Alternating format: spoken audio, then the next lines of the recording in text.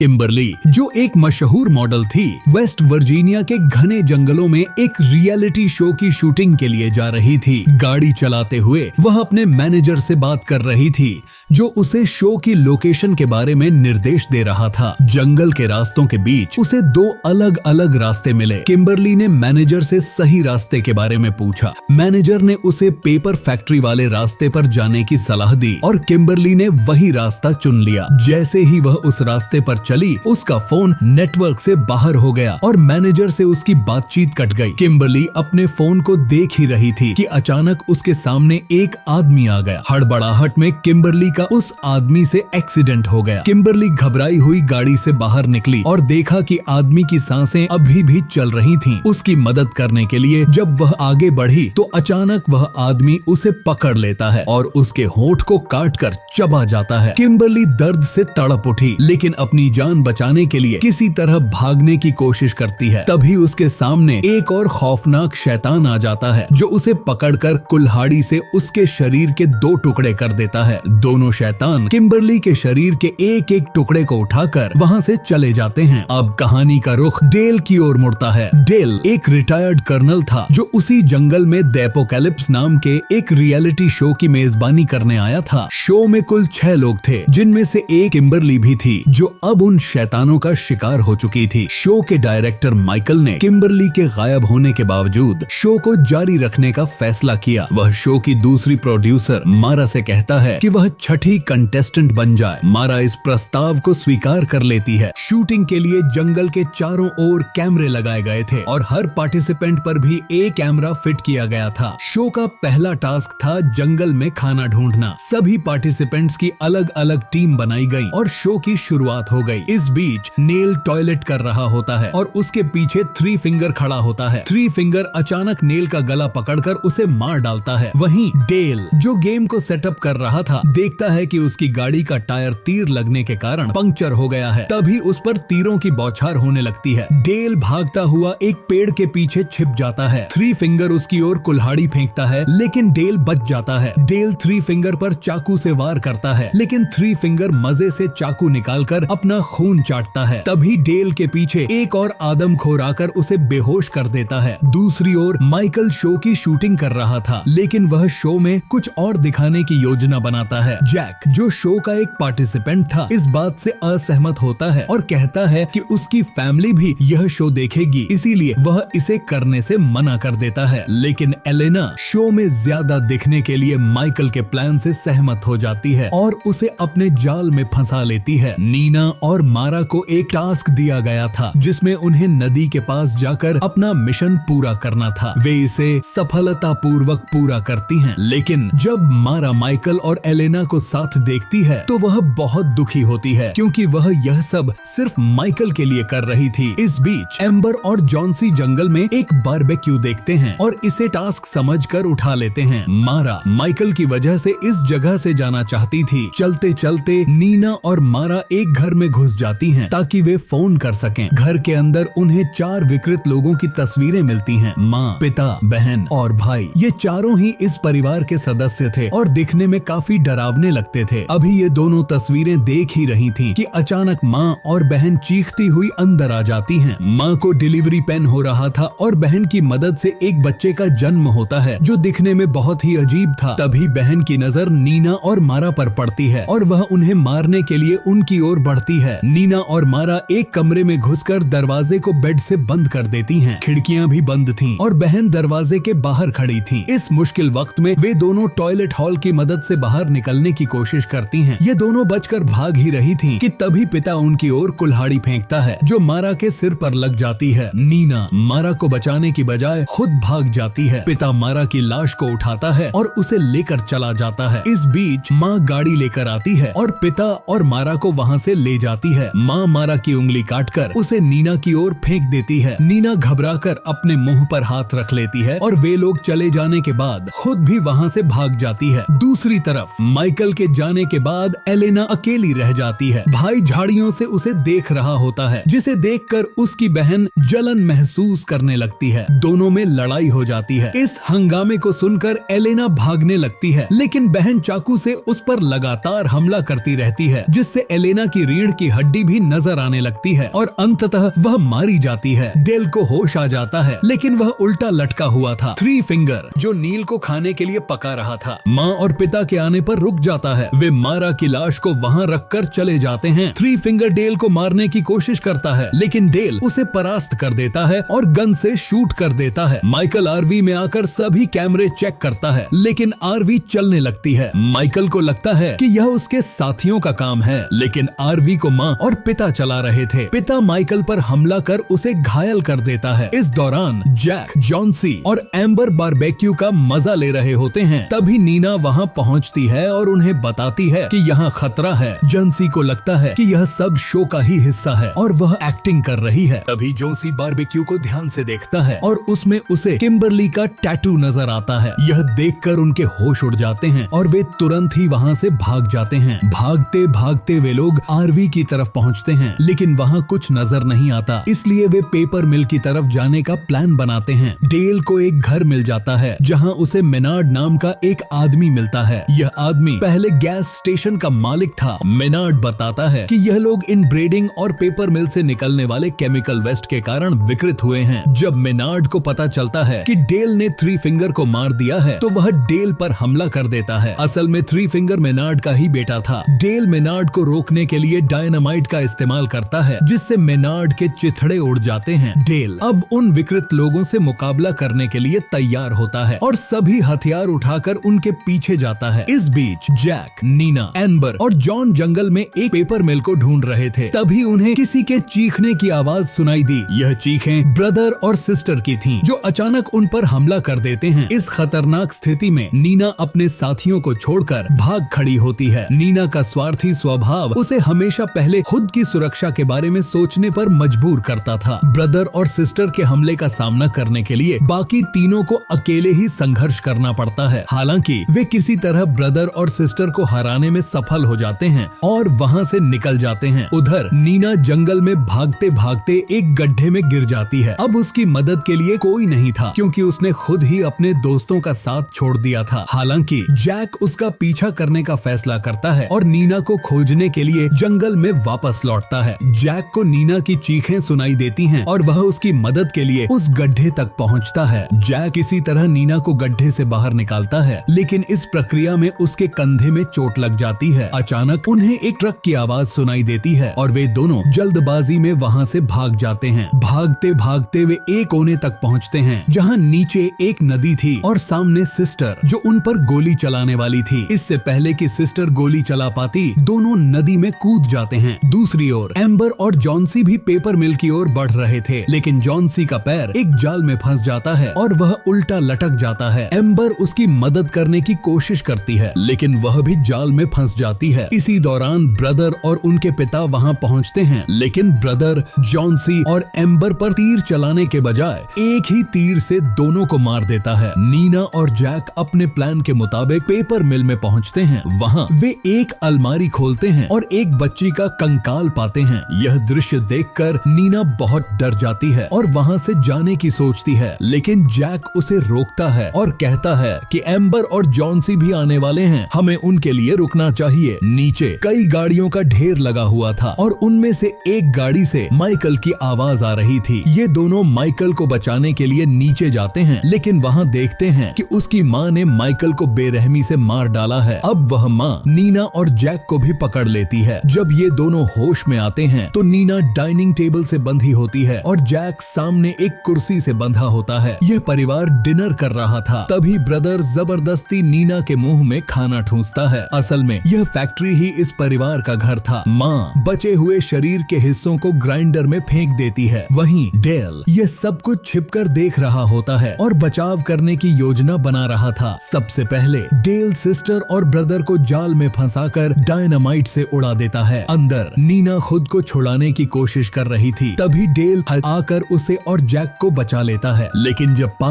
और माँ अपने बच्चों के टुकड़े देखते हैं तो वे गुस्से में पागल हो जाते हैं। पा डेल पर तीरंदाजी करता है, लेकिन वह बच जाता है। इसके बाद माँ एक तेज धार वाले हथियार से डेल पर हमला करती है और उसकी हत्या कर देती है। नीना मिल से बाहर निकल जाती है, लेकिन जैक गलती से ग्राइंडर वाले कमरे में चला जाता है। माँ और पा उसे पकड़कर ग्राइंडर मशीन में में फेंकने की कोशिश करते हैं। जैक की चीख सुनकर नीना उसकी मदद के लिए वापस आती है। वह पा की गर्दन पर हमला कर देती है और उसका एक टुकड़ा अलग कर देती है। जैक भी पा को ग्राइंडर की तरफ धकेलता है, लेकिन माँ उसे बचा लेती है। इस दौरान नीना एक लिवर खींचती है, जिससे लकड़ी का एक बड़ा टुकड़ा मानरोपात से टकराता है। दोनों ग्राइंडर में गिर जाते हैं और उनकी मौत हो जाती है। इसके बाद नीना और जैक वहाँ से भाग जाते हैं, लेकिन कहानी के अंत में दिखाया जाता है कि थ्री फिंगर अभी भी जिंदा है और वह माँ के बच्चे को मारा की उंगली खिला रहा था। और यहीं पर कहानी खत्म हो जाती है। फिर मिलेंगे एक नई वीडियो में, तब तक के लिए बाय।